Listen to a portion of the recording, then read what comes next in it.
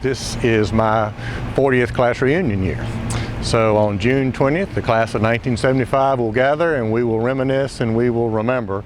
And I think that what we're going to remember is that certainly in 1975, and what I hope still is continued in Tupelo, is how we still stay in touch. How if you need to reach out to somebody, reach out to a classmate, and you know you're going to have some help, you know you're going to have a friend. At least that's what I remember the most, and I can't wait. I can't wait to see my friends. I think it's no different than anybody else. Everybody gives back however they came, or they can. I live in the Joyner neighborhood.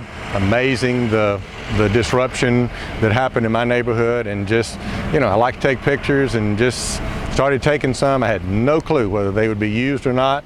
And fast forward a year later, and the American Legion ends up with a disc of photos. United Way does, each of the churches, and it's sort of got a life of its own. And here we are, hopefully celebrating how far we've come a year later. I think, I was intrigued by the idea of this Tupelo Strong kind of catching on. Clearly that came out of the Boston Marathon tragedy, but at the same time, while it's a good extension, it doesn't replace what we all know as the core of the Tupelo spirit. My father went through the 36 tornado, and that's probably where this phrase really first caught on, is how much help there. But I'm amazed at the stories he told me in 36 of how Tupelo people are the ones that help their neighbors. Tupelo people are the ones that stepped up, and it started that, and that's what happened here. Tupelo people picked up and started, and if you ask me, that's what came out of Tupelo Public Schools. We learned to help each other in Church Street, at Joyner, wherever it was, and I think that's what did it as well. I'm a lawyer here in Tupelo, Riley, Caldwell, Cork, and Alvis, so my bride says don't give up my day job. I'm not a photographer per se, but I do enjoy it. But I do think reflecting on the images here, I think was important.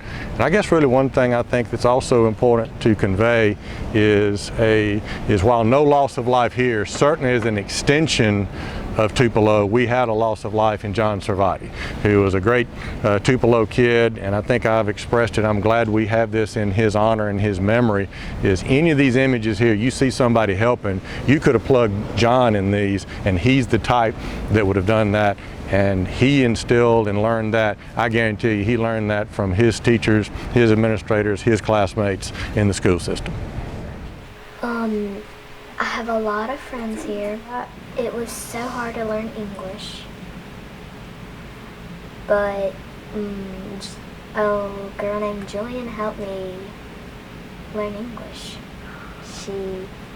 She's kind of nice, and if I didn't know a word, she'd tell me all the time. It's fun to learn everything, and it's fun to make friends. Miss West, my homeroom teacher, and Miss Tuff, my math teacher, always help me a lot. Well, Miss West is she always makes people laugh, and she teaches language. And Miss Tuff also makes us people laugh, and she makes jokes. And she's a math teacher. I love to read, and since I love to read, I met my Air goal 5 times in a row. I have a teacher named Miss Valerie. She's so sweet. She's so nice. We make projects. We read a lot of books. And I made a panda. It was so hard to paint, but I like how we made it with clays, and it was so fun. I want to do it again. So tell me how much you really like this school. A lot. A lot. Well, my time there was great. My finest memory had to be sports. It was a great team. It was kind of the bond was there. We hated it. My 12th grade year was just like even a family member.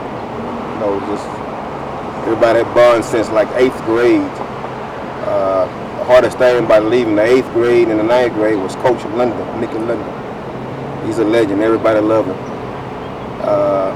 He literally made me go over there and play. I wasn't even going to play high school football, but he made me go over there and play. He's the Lou Holtz type coach. He's a father figure type coach. I feel like if he came to me now, I believe I could still play if he just told me I could. Oh, he's the best. My favorite teacher was my algebra teacher was Miss Owens, Miss Georgia, not Suzanne or Miss Georgia Owens, Georgianne Owens. Miss Suzanne she wasn't there when I was there. But Miss Georgianne Owens was my algebra teacher. She was great. And my English teacher, Miss Webb, she was a great. She would take time if I needed help. She always would help me. I had to come back after football practice, she would help me. I was planning on being a coach and a social worker, but I ended up being a police officer. So, it's kind of, dealing with people every day is about the same. And my father had a 7-Eleven, Mr. Quick food store. And so I dealt with the people every day. So, I feel like I'm at home. But now when I see somebody I know, I'm happy. Tupelo High is special anyway. It's a great school. Sometimes I got a son going there now that's a senior. And I was just there this morning, just the feeling. I didn't get a chance to go to the new Tupelo High, but the old Tupelo High was great for me. I've been out of school since '76, so you can imagine how I feel about Tupelo High.